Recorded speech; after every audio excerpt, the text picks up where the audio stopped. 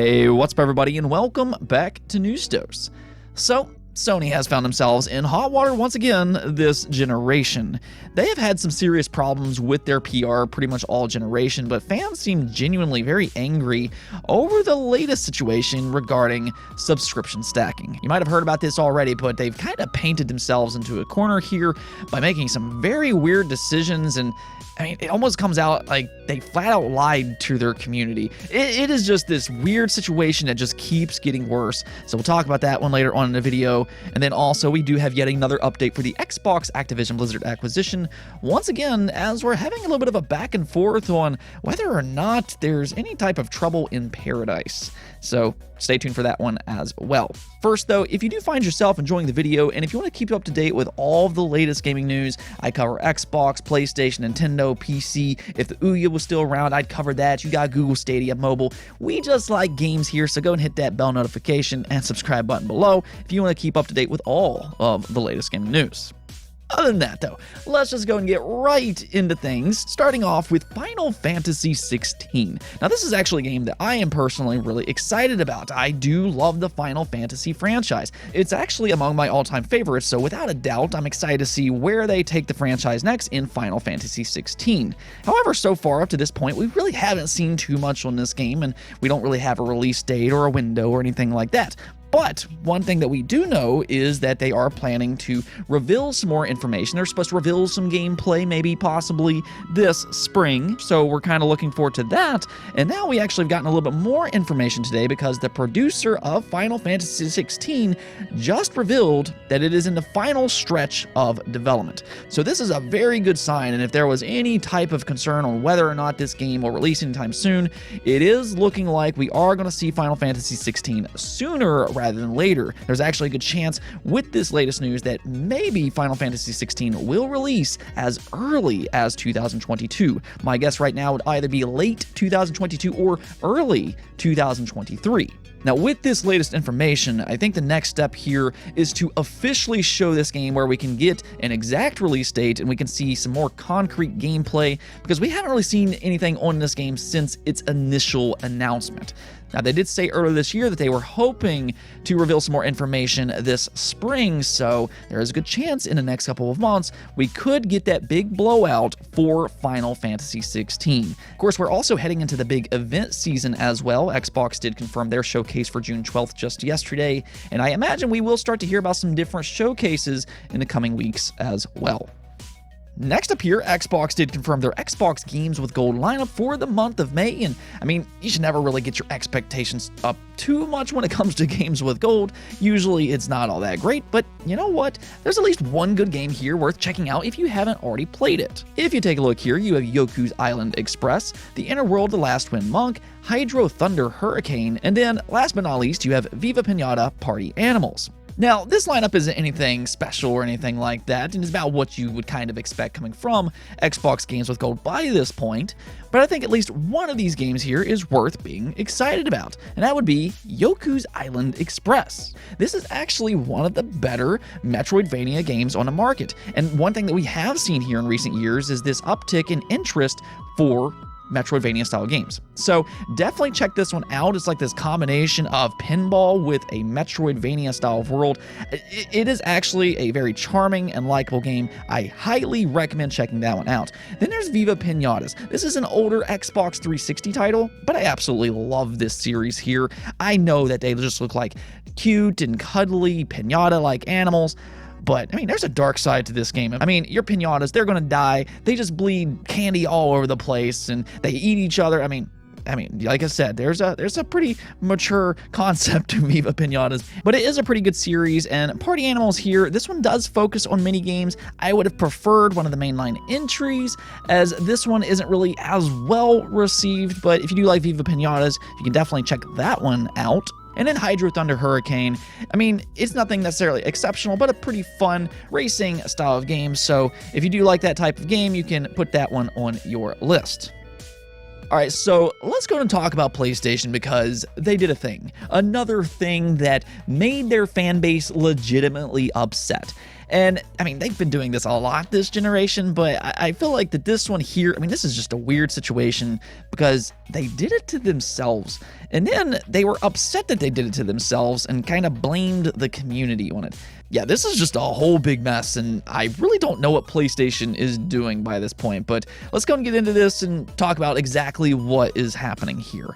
So we did briefly discuss this yesterday as there was some reports going out that PlayStation might be blocking subscription stacking. A lot of fans across the world was having problems redeeming some of their PlayStation Plus and PlayStation Now codes as they were trying to stack this ahead of the PlayStation Plus Premium release. That, of course, will release in just a couple of months.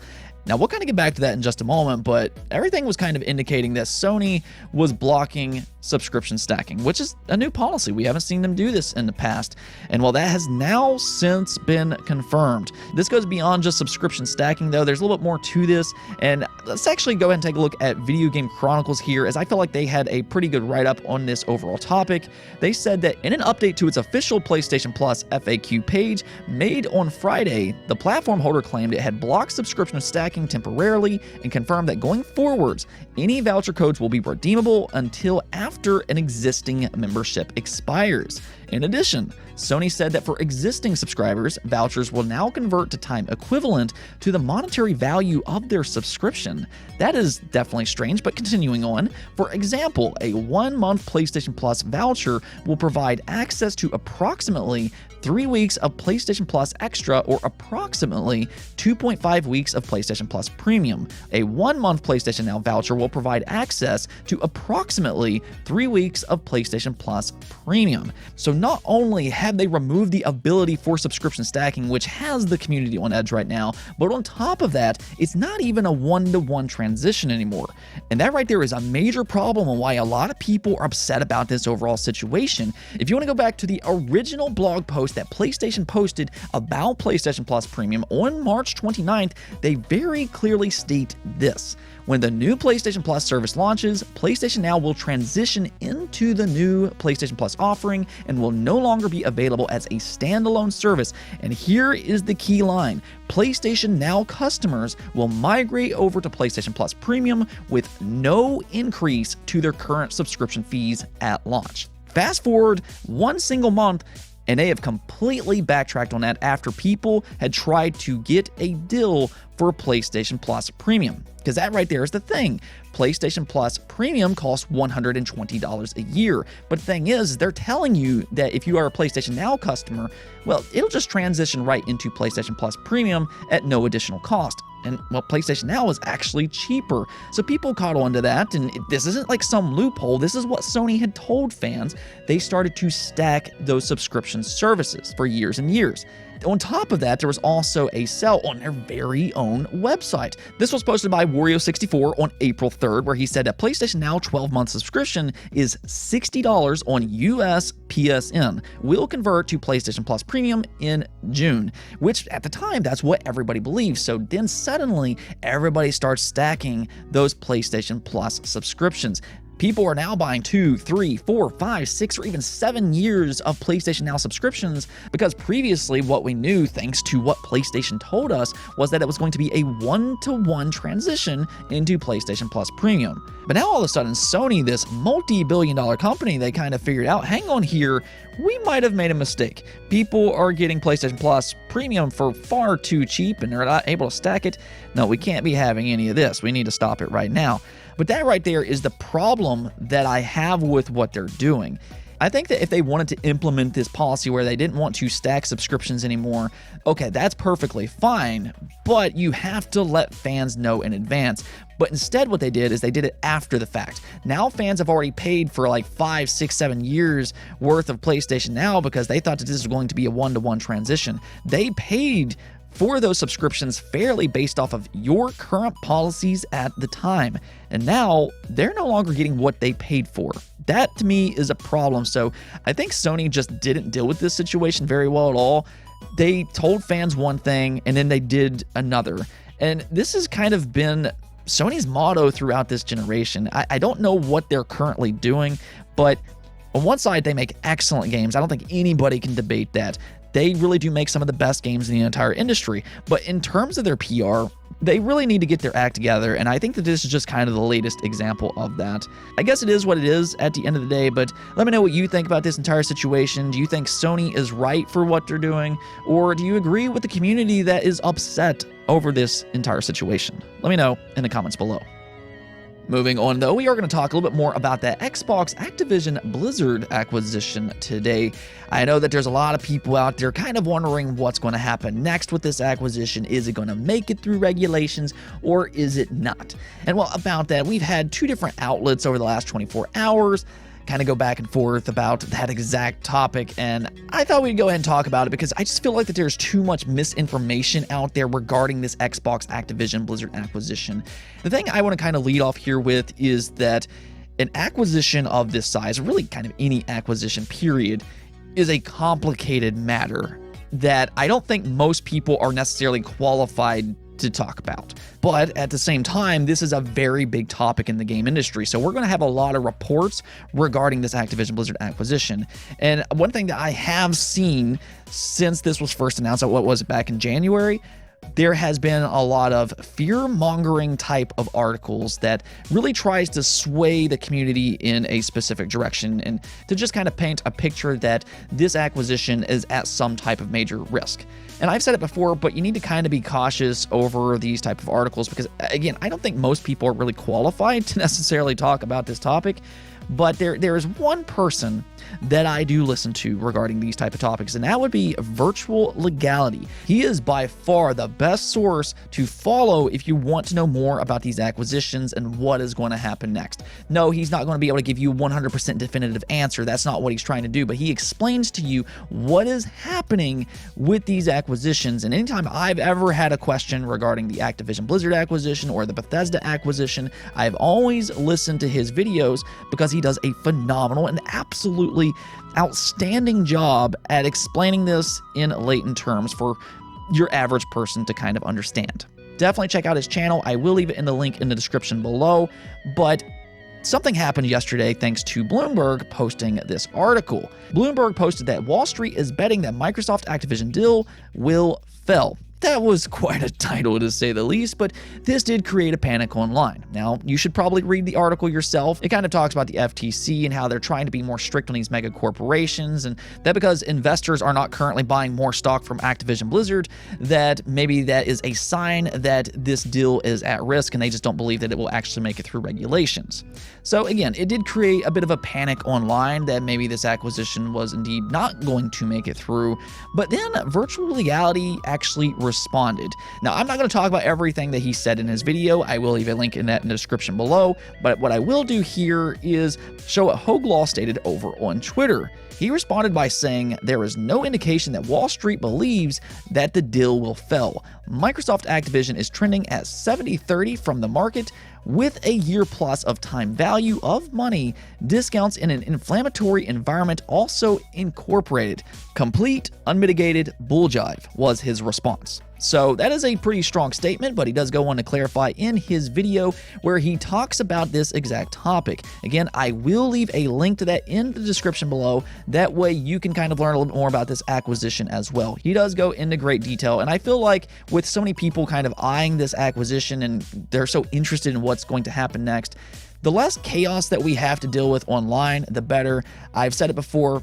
This is going to be a long process. Their estimate right now is that it will be completed by June of 2023. So again, just go ahead and buckle up, sit tight, and let's just take this one step at a time. Currently, though, there's no clear-cut indication that this acquisition is going to run into any type of problems. It might sometime in the future, but based off of the current information that we have, there doesn't seem to be a clear-cut risk as of this moment. We'll kind of have to wait until we get more information, but that's what I'm here for. If we do get any type of update for this Activision Blizzard acquisition, of course, I will let you all know as soon as we hear about that. That's why you all subscribe, and I, of course, will keep you updated.